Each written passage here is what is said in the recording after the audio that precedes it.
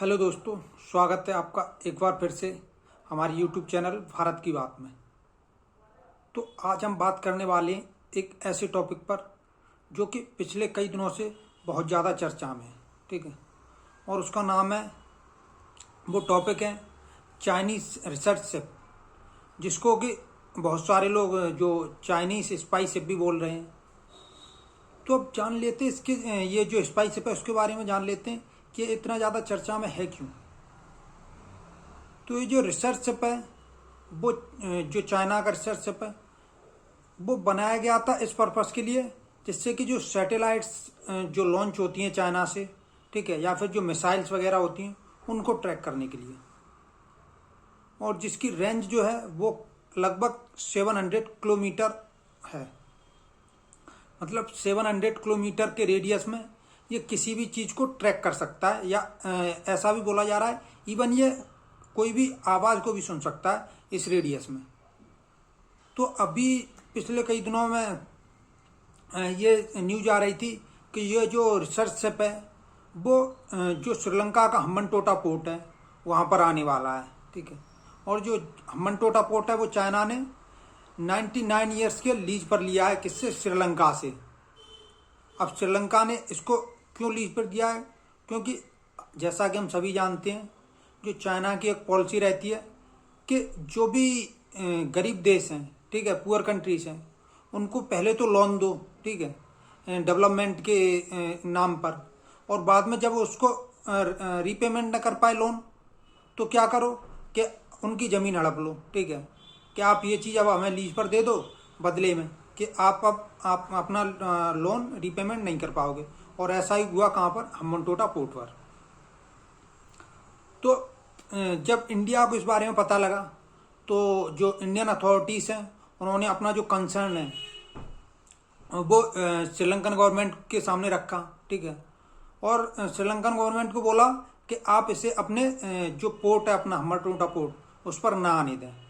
ठीक है, तो श्रीलंकन गवर्नमेंट ने रिक्वेस्ट की चाइनीज़ गवर्नमेंट से कि आप इसको ना ही आने दें। तो इसको पहले ये जो आना था वो 11 अगस्त को आना था। ठीक है, तो श्रीलंकन गवर्नमेंट की रिक्वेस्ट पे इसको पोस्टपोन कर दिया चाइनीज़ गवर्नमेंट ने। लेकिन अभी फिर न्यूज आई कि ये ये हम्बनटोटा पोर्ट पर आएगा। ठीक है, जो कि 16 अगस्त को आ जाएगा और 16 से 22 अगस्त के बीच तक ये हम्बनटोटा पोर्ट में रहेगा। तो जो इंडिया का जो कंसर्न था कि जब ये यहाँ पर आएगा तो इंडिया के जो बहुत सारे रिसर्च फैसिलिटीज़ हैं, ठीक है, जैसे कि इसरो का हेडक्वार्टर, ठीक है, वो भी इंडिया के साउथ में ही है। और जो इंडियन नेवी के जो न्यूक्लियर सबमरीन्स हैं, या फिर उसके अलावा जो मिसाइल्स हैं, ठीक है, इन सब के बारे में भी तो जो इंडियन सिक्योरिटी है ओवरऑल, ठीक है, उसको इससे खतरा है। तो ये सारे कंसर्न इंडिया ने चाइनीज़ गवर्नमेंट के सामने रखे। लेकिन despite the fact Chinese government ने इन सबको इग्नोर करते हुए उन्होंने बोला कि जो ये रिसर्च जो शिप है हमारा, वो हम वहाँ पे किसी स्पाई पर्पस के लिए या फिर किसी रिसर्च प्रोजेक्ट के लिए नहीं भेज रहे। वो वहाँ पे सिर्फ किसके लिए जा रहा है? वो सिर्फ रिफ्यूलिंग के लिए जा रहा है। तो अब यार कोई बच्चा भी समझ जाएगा, ठीक है, कि जो रिफ्यूलिंग है वो कहीं और भी हो सकती है।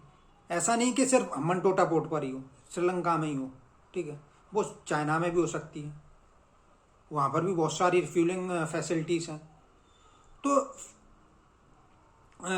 ये तो दुनिया को फालतू में बेवकूफ़ बनाने वाली चीज़ें हैं कि नहीं, हम रिसर्च पर्पस के लिए नहीं भेज रहे, वो सिर्फ रिफ्यूलिंग के लिए आ रहा है।